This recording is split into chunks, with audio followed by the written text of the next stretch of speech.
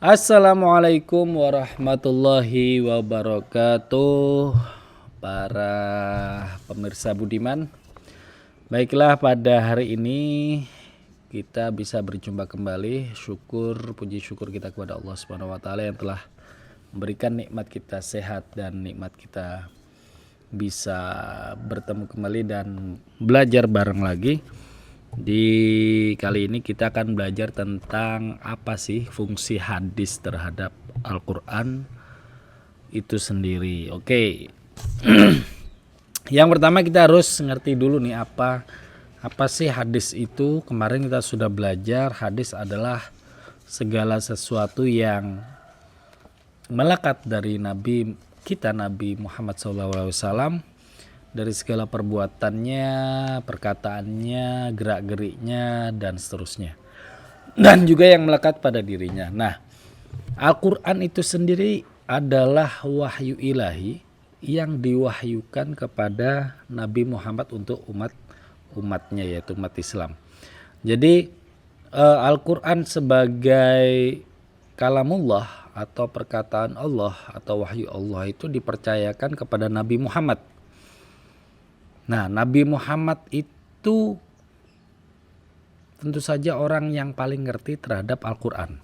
Nah, kalau misalnya antum diberikan pelajaran oleh seorang dosen atau seorang guru secara private gitu, dan ada transfer ilmu pengetahuan di sana, sehingga paling tidak minimal anak itu harus ngerti apa yang dikasihkan atau yang diajarkan oleh dosennya. Begitu juga, itu sedikit perumpamaan aja, ketika Nabi kita Nabi Muhammad mendapatkan pelajaran dan diajari langsung oleh Allah melalui malaikat Jibril, disampaikan, dan Nabi Muhammad ini dipandang sebagai orang yang paling ngerti terhadap penafsiran atau penjelasan dari hadis itu sendiri. Nah, posisi Nabi ini setelah menerima wahyu lalu membayankan atau menerangkan kepada para sahabat dan juga umatnya yang pada waktu itu ada, sehingga posisi Nabi ini yang paling ngerti terhadap Al-Quranul Karim. Nah, itu kita harus ngerti dulu posisi dari dari Rasulullah itu sendiri sebagai penyampai atau penjelas dari Al-Quran itu sendiri. Nah, dalam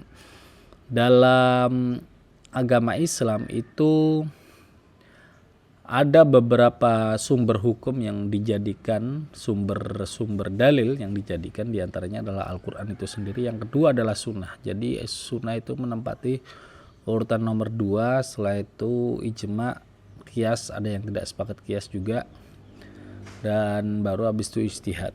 Nah, tapi di beberapa madhab ada beberapa sumber lain juga, tapi yang jelas adalah ada beberapa yang jelas hadis ini menempati urutan nomor 2 sebagai bayan dari Al-Quranul Karim. Nah, di dalam Al-Quran itu sendiri sudah ditegaskan bahwasannya Rasulullah sebagai panutan.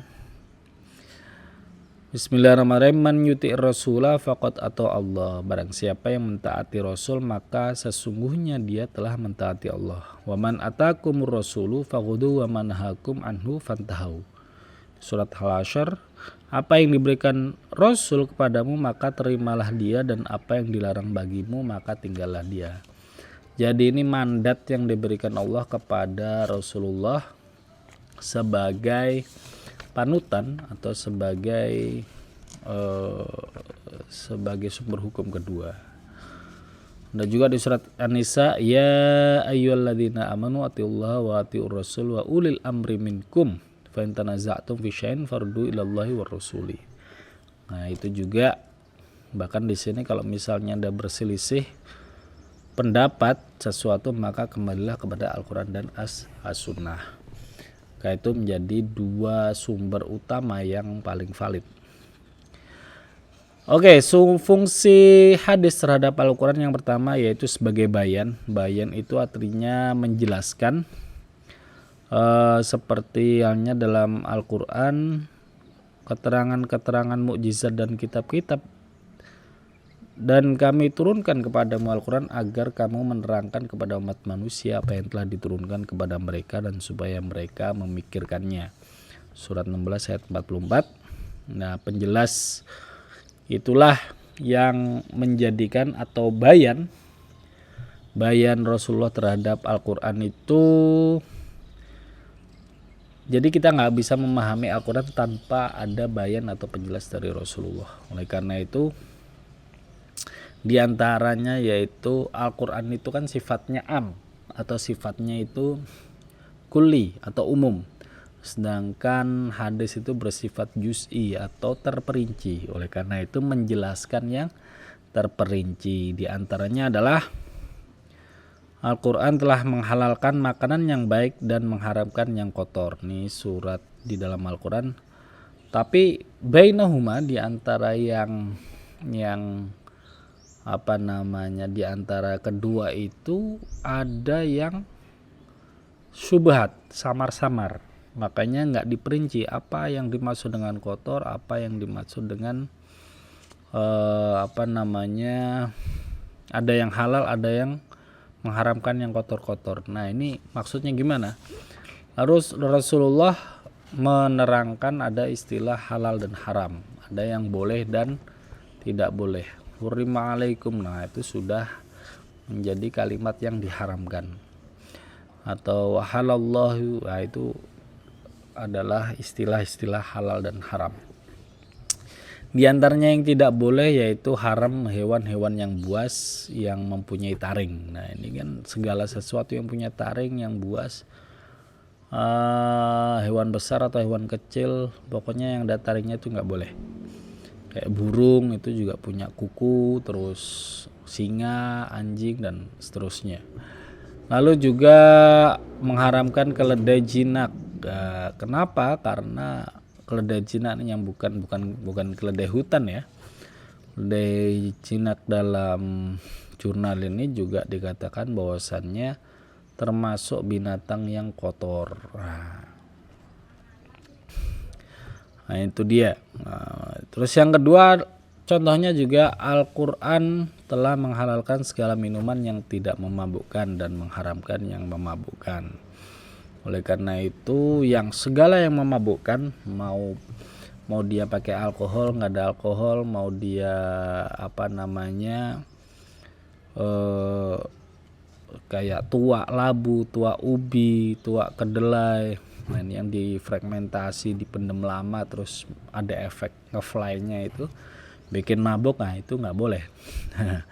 Yang ketiga, misalnya Al-Quran telah membolehkan daging hewan yang telah diburu oleh hewan-hewan yang dilatih. Nah itu diperbolehkan juga. Kalau misalnya hewan itu sudah dilatih kemudian menangkapnya. Terus ada pertanyaan, terus bagaimana kalau misalnya dimakan sama hewan tadi yang lapar gitu kan? Kalau misalnya hewannya kecil mungkin habis sama hewan buruan, tapi kalau besar kan sepertinya enggak, perutnya lebih kecil ya. Tapi kalau misalnya sudah dimakan sama hewan pemburu tadi, maka itu dilarang memakan karena ditakutkan untuk dirinya sendiri. Oleh karena itu sebelum berburu hewannya dikasih makan dulu sedikit atau separuh biar dia kalau kekenyangan mungkin nggak jadi berburu hewannya. Oke, terus jadi bayan itu ada beberapa.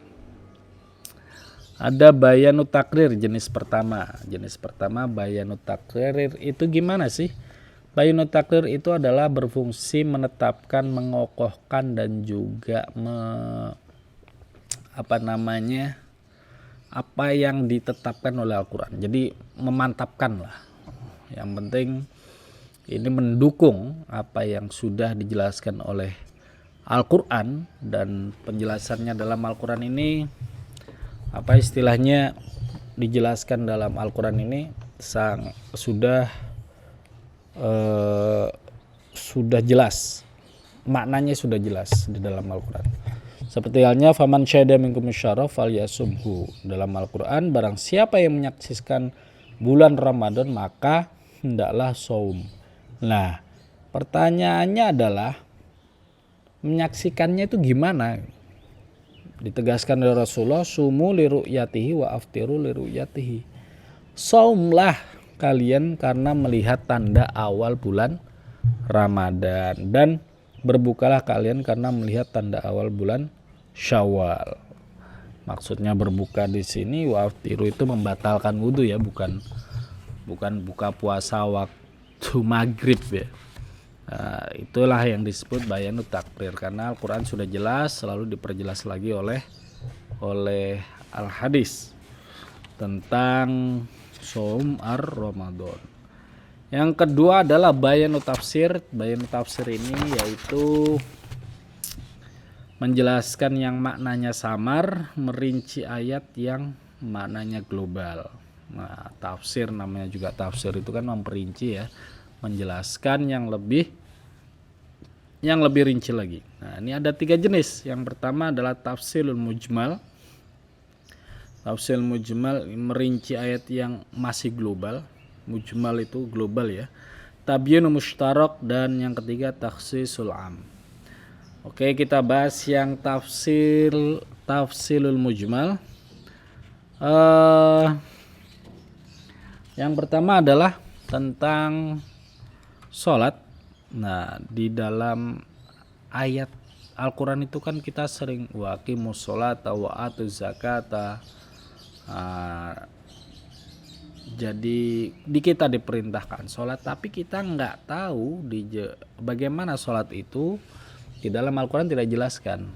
Maka Rasulullah menjelaskan shollu kama ra'aitumuni usolli, rawahul jamaah. Ini sudah menjadi ittifaqul ulama, ittifaqul rawahul hadis. Sholatlah kamu sebagaimana aku sholat. Nah, mari contohkan ya Rasulullah kaifiyatus sholat dari mulai takbiratul ihram sampai tahiyatul akhir, yang sudah kita laksanakan setiap hari 5 kali. Yang kedua adalah ayat-ayat tentang zakat misalnya, dan juga haji. Kalau haji kita bisa melihat watimul hajja wal umrata lillah. Di dalam Al-Quran kita perintahkan haji dan umrah, dan Rasulullah merinci khudu anni manasikakum, ambillah dariku manasik hajimu. Terus yang kedua adalah tabyinu mushtarak, yaitu menjelaskan Al-Quran yang mengandung kata bermakna ganda. Ini mushtarakul lafdi maksudnya, atau maknanya itu bisa bermakna 2 atau bermakna ganda. Nah, tergantung konteksnya nih. Misalnya kalau di sini ada misalnya dalam Al-Quran wal mutallaqatu yatarabbasna bi anfusihinna thalathata quru. Wanita yang dicerai hendaklah menunggu masa iddahnya selama 3 quru. Nah, yang jadi masalah adalah quru ini apa artinya? Perkataan quru adalah bentuk jamak dari qur'in dalam bahasa Arab. Qur'in ada yang mengartikan suci dan ada pula yang mengartikan masa haid. Nah, ada 2, suci dan masa haid.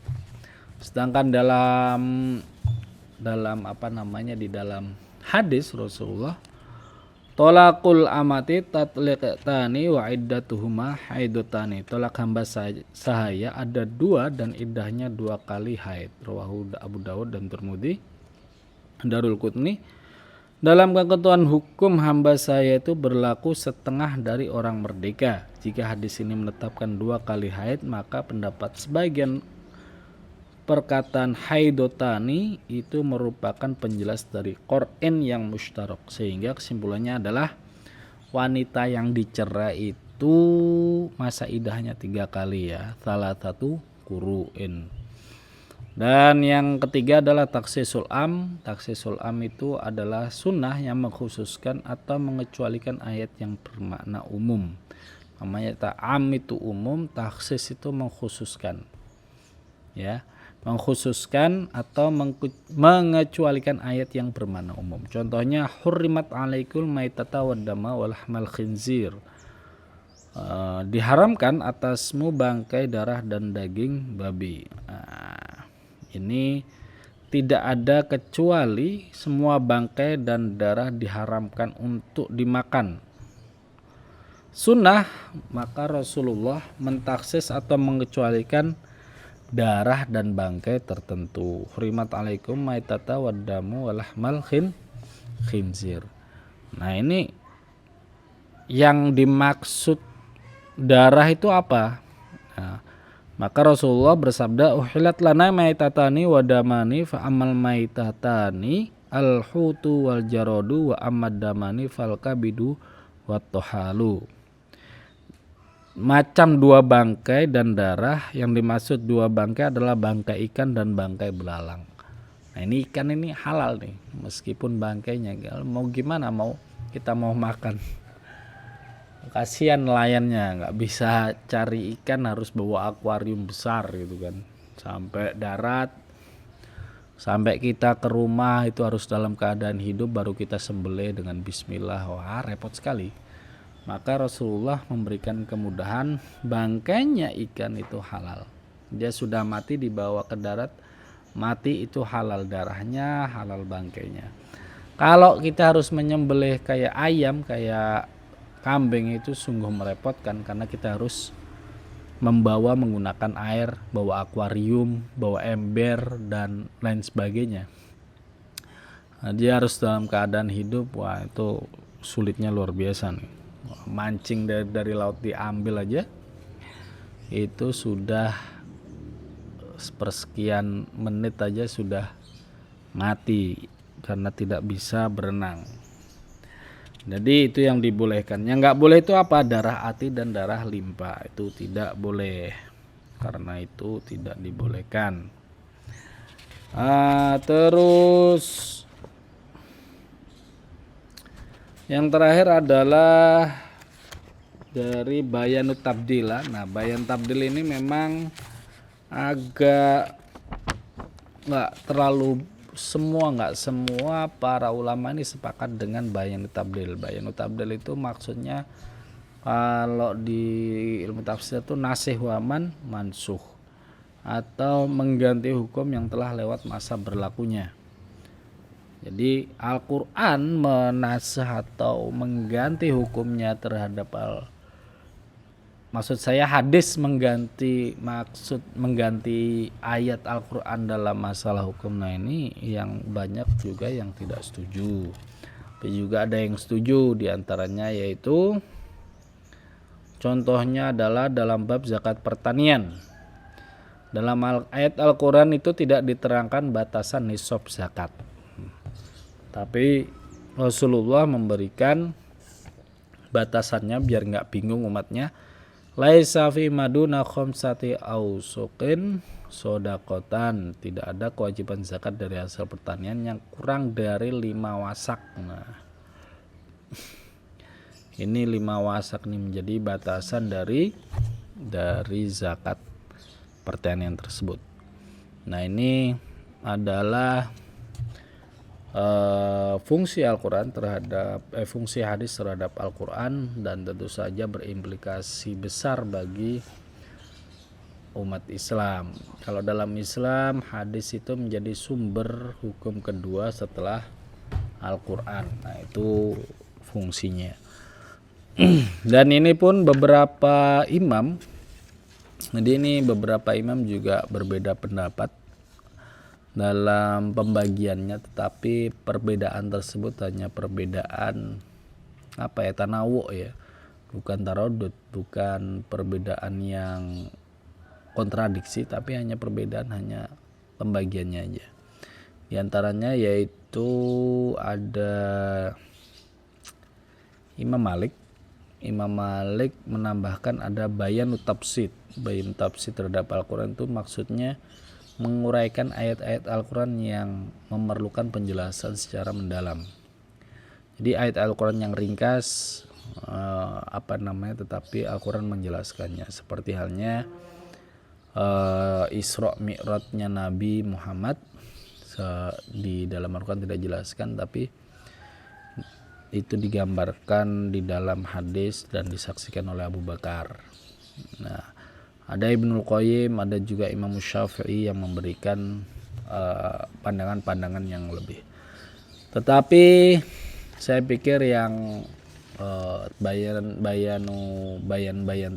yang kita jelaskan di depan tadi merupakan sudah menjadi ringkasan kesepakatan beberapa menjadi kesepakatan, dan satu tadi yang terakhir menjadi agak sedikit perbedaan ulama. Oleh karena itu kita tahu kesimpulannya adalah sebenarnya Allah itu tidak membutuhkan Rasul, tapi justru manusia kita yang membutuhkan Rasul, karena hanya Rasulullah yang mengetahui makna dari Al-Quran itu sendiri atau penafsirannya. Oke, sekian dari kami, semoga bermanfaat. Jangan lupa like, share, dan komen. Syukran. Assalamualaikum warahmatullahi wabarakatuh. Sampai jumpa di lain kesempatan.